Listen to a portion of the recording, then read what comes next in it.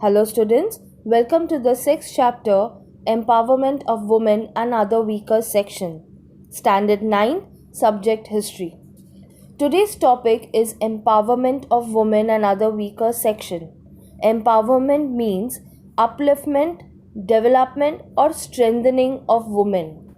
We will understand about various organizations, how they have worked for women upliftment by getting them together and making them understand about their rights. And similarly for weaker sections like minorities, SC, ST category. Women had participated extensively in the freedom struggle. Now in freedom struggle period, many women have come together to participate like Lakshmi Sehgal. She was a member in Subhash Chandra Bose army.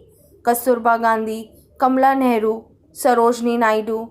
Many such women have participated for India's freedom struggle. Women have also made important contribution in all fields in the post-independence period too. So in this chapter, we will study about women and also about the laws enacted for women and other weaker section. When we will study and understand the contribution of women in India, we will realize that all the issues, all the roots of several of the problems that women face lie in the mentality of men. In India, women were always placed or kept inferior to men. Women were not given equal status or equal rights in Indian society. Even in the 21st century, we have not been able to rid ourselves of this male-centered mentality. Now, male-centered mentality means males hold the primary power and dominate the roles of political leadership, social privileges, and control of property. We had and at still many regions have male dominance. Men are given more preference than females.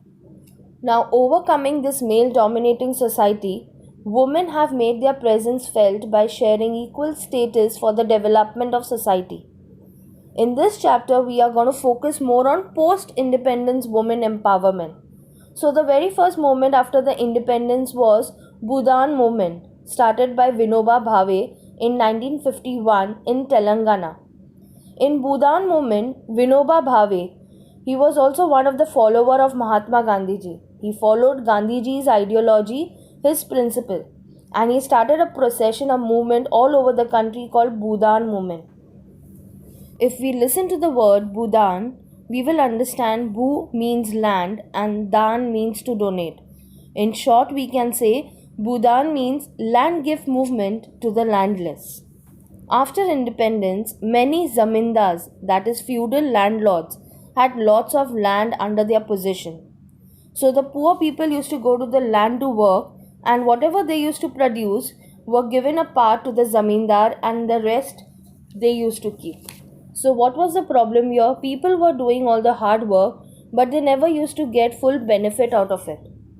So what did Vinoba Bhave did in this movement? He appealed the zamindar to give the land to the farmers.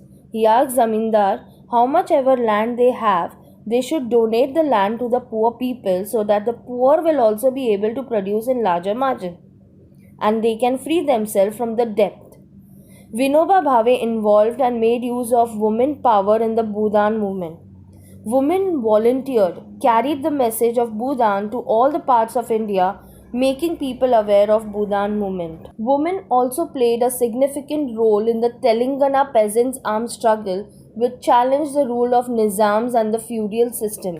Now, after independence, a part of current Hyderabad, Telangana, Andhra Pradesh, and Maharashtra was under the Nizam rule, and he was not ready to merge his state with independent India. Now, Telangana peasants' armed struggle was a peasant rebellion against the feudal lords of the Telangana region and later of the princely states of Hyderabad. Now, Nizams were the Turkish army on the hereditary ruler of Hyderabad, and the feudal system is a system in which landholders provide land to tenants, that is, they give land on rent in exchange for their loyalty and services. Now, feudal lords ruled over the communities in the villages and managed the tax collections, and they also owned almost all the land in that area. Now, the main aim of the Telangana armed struggle was to do away with the illegal and excessive exploitation met out with these feudal lords in the name of bonded laborer. Now, bonded laborer is a pledge of person's services as a security for repayment for the debt. So, in armed struggle, women played a significant role and thus challenged the nizams and the feudal system. Because of this armed struggle, their region became free from bonded labor, and thus even women founded freedom from this torment. Torment means mental and physical suffering. Now, the next movement that we will understand now is the manifestation of women power. Manifestation means displaying or presenting. Commodities like oil, ghee, rava, maida would become very scarce at the time of Diwali, and kerosene would become very expensive. Now, in Diwali, we all know we need these commodities to make snacks for sweets. So, when Diwali used to come, the traders or shopkeepers used to raise the commodities prices. Now, the common man were not able to afford it. If we will look at our homes, father goes out and earns money, and mostly females take care of house and takes care of the things they have to buy for the house. So the first person to be affected with price rise were females. The women who looked after the expenditure at home faced many problems due to the increase in prices. So the women under the leadership of socialist leader Mrinal Gore came out and demonstrated against the price rise in Mumbai. Mrinal Gore was a socialist leader of Latne Morcha.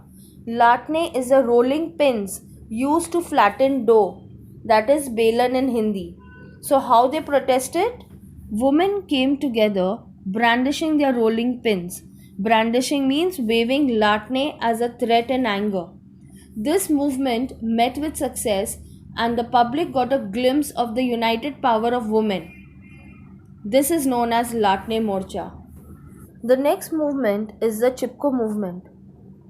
Another power of women was seen in the Chipko Movement in 1973.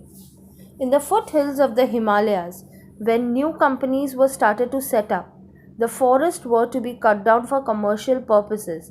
Now, commercial purposes means to set up industries or for selling trees. So, the Adivasis and the villagers of that region opposed cutting down of trees from the forest. Many of the villagers came together and they started movement by surrounding the tree and encircling the tree by holding hands and embracing it. So they were in a way opposing by saying if they want to cut a tree, they have to cut through them. So because of this movement, the forest dwellers or private organizations were not able to cut down the trees. So this movement came to be known as Chipko Movement. Chandi Prasad Bhatt and Sundarlal Bahuguna had started this movement to prevent this. They were the leaders of Chipko Movement. Women followed the strategy of holding hands and encircling each tree. Women played a major role in this movement. Women took part in large numbers. Women had a big role to play in the agricultural economy of this region also. Gaura Devi was the activist who created this awareness among the women with the help of Sudesha Devi and Bachani Devi. So Gaura Devi was among the one who went from village to village to aware people about Chipko movement. The next movement was anti-liquor movement. Because of liquor, many families used to face lots of problems. If anyone in the family is addicted by liquor, the whole family ultimately suffers because of it. Addiction of liquor can lead to many diseases or the person can even die. When the head of the family dies an untimely death due to addiction of alcohol, the family faces a serious crisis which affects women the most because all the financial problems, children's education and the needs of the family ends up on the female of the house alone. Because of this addiction of liquor, they wanted to stop and close down liquor shops. The family have to deal with extreme sorrow and poverty. Anti-Iraq, that is anti-liquor movement was started in Andhra Pradesh.